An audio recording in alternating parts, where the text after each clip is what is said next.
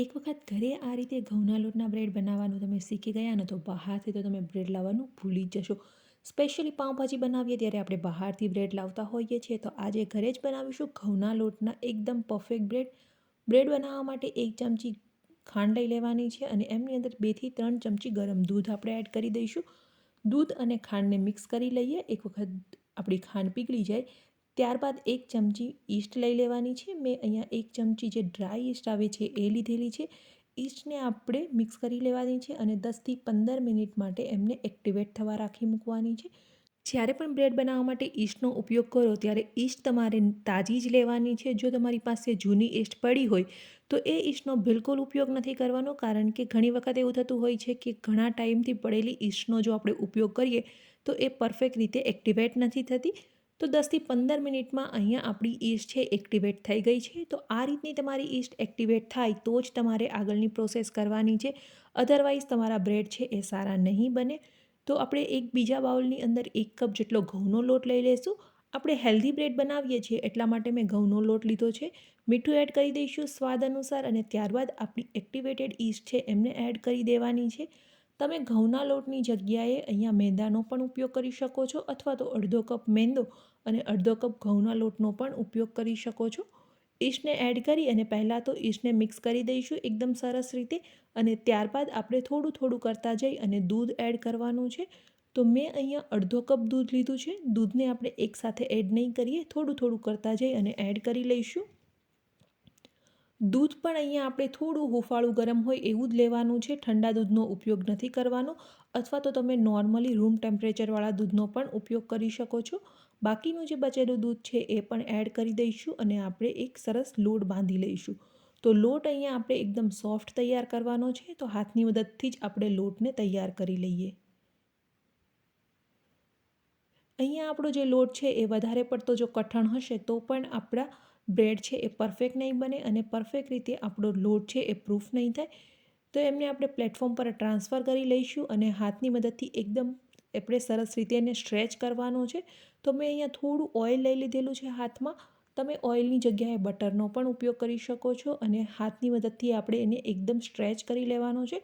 તો તમે અહીંયા જોઈ શકો છો કે પહેલાં સ્ટ્રેચ કરતાની સાથે જ આપણો લોટ છે એ એકદમ છૂટો પડી જાય છે, પરંતુ તમે એકદમ પરફેક્ટલી એમને સ્ટ્રેચ કરશો ને તો આપણો લોટ એકદમ સરસ સોફ્ટ થઈ જશે. અહીંયા તમે જોઈ શકો છો એ રીતનો. તો લગભગ 7થી 8 મિનિટ સુધી મેં લોટને સ્ટ્રેચ કર્યો હતો ને આ રીતે એકદમ સોફ્ટ તૈયાર થઈ ગયો છે. હવે 1 થી 1.5 કલાક માટે આપણે એમને પ્રૂફ થવા માટે રાખવાનો છે. તો એક બાઉલમાં થોડું ઓઇલ લગાવી દઈશું અને લોટને પણ આપણે પરફેક્ટ રીતે ઓઇલથી કવર કરી દેવાનો છે. જો ઓઇલથી આપણે એકદમ સરસ રીતે કવર નહીં કરીએ ને તો આપણો લોટ ડ્રાય થઈ જશે અને ત્યારબાદ એમના બ્રેડ સોફ્ટ નહીં બને. તો બ્રેડને સોફ્ટ રાખવા માટે આપણે લોટને પણ એકદમ સરસ રીતે ઓઇલથી કોટ કરવાનો છે. ત્યારબાદ એમને ઢાંકી અને 1.5 કલાક માટે ગરમ જગ્યાએ રાખી મૂકીશું. તમે ઓવનમાં પણ રાખી મૂકો છો. મેં અહીંયા 1.5 કલાક માટે લોટને ઓવનમાં રાખી મૂકેલો હતો, કારણ કે અત્યારે ટેમ્પરેચર છે એ બહુ જ ઓછું છે, ઠંડુ વાતાવરણ છે એટલા માટે. જો ગરમીની સિઝન હોય અને તડકો હોય તો તમે તડકામાં પણ રાખી શકો છો. 1.5 કલાક પછી આપણો ડો છે એકદમ સરસ રીતે પ્રૂફ થઈ ગયો છે અને એમની જે ક્વોન્ટિટી છે એ પણ લગભગ ડબલ થઈ ગઈ છે. તમે જોઈ શકો છો એકદમ સરસ રીતે આપણો ડો તૈયાર થઈ ગયો છે. હવે એમને પ્લેટફોર્મ પર આપણે ટ્રાન્સફર કરી લઈશું અને એમને એક સરખા પાર્ટની અંદર ડિવાઈડ કરી લેવાનો છે. આ બ્રેડની અંદરથી તમે ઘણી વસ્તુ બનાવી શકો છો.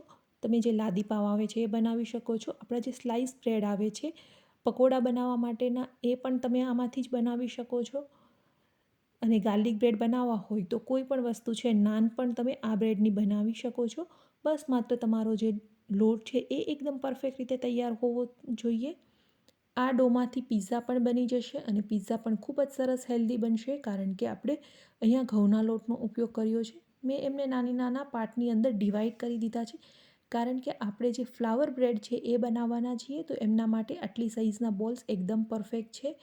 તો આપણે બોલ્સને આ રીતે નીચેની સાઈડ ટક કરતા જવાના છે.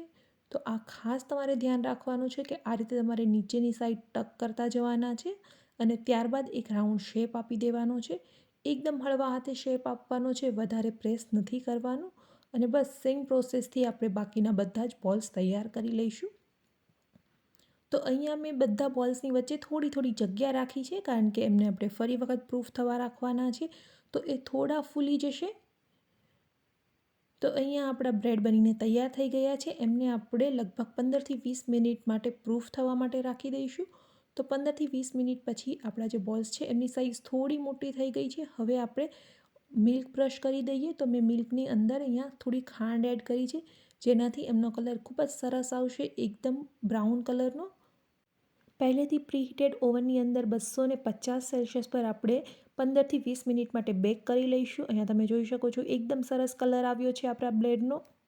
થોડો ડો બચ્યો હતો, એમાંથી મેં બર્ગર બ્રેડ પણ અહીંયા તૈયાર કરી લીધું હતું. ઢાંકીને આપણે રાખી મૂકીશું, જેનાથી આપણા બ્રેડ એકદમ સરસ સોફ્ટ થઈ જાય. અહીંયા તમે જોઈ શકો છો નીચેની સાઈડ પણ એકદમ સરસ કલર આવ્યો છે અને એકદમ પરફેક્ટ રીતે બેક થયા છે. ઉપર આપણે ગાર્લિક બટર લગાવી દઈશું અને આ બ્રેડને તમે ભાજી જોડે એન્જોય કરી શકો છો. ગરમા ગરમ ચા સાથે આ બ્રેડને તમે એન્જોય કરી શકો છો. રેસીપી કેવી લાગી કમેન્ટ કરીને જરૂરથી બતાવજો.